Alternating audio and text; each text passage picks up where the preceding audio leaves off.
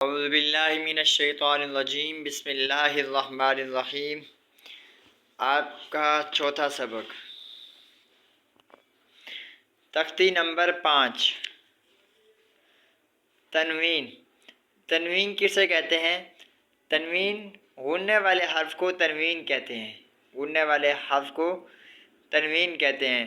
اور اب غنہ کسے کہتے ہیں؟ غنہ اسے کہتے ہیں ناک میں آواز لے جانے کو غنہ کہتے ہیں۔ کیا کہتے ہیں؟ ناک میں آواز لے جانے کو غنہ کہتے ہیں، ٹھیک ہے؟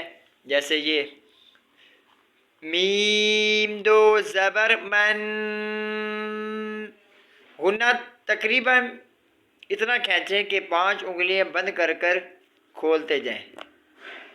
میم دو زبر من، ٹھیک ہے؟ میم دو زیر من، میم دو پیش من، من من من۔ سمجھ آ گئے نا؟ تنوین کسے کہتے ہیں؟ غننے والے حرف کو تنوین کہتے ہیں۔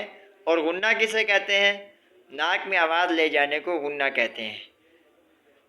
اب یہ حروف مفردات آ گئے، اگر اس کے اوپر نہ زبر ہو، نہ زیر ہو، نہ پیش ہو، نہ 2 زبر ہو، نہ 2 زیر، نہ 2 پیش، تو یہ حروف مفردات بن جائے گا۔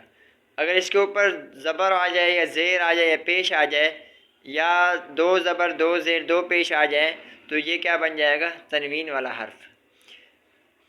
با دو زبر بن، با دو زیر بن،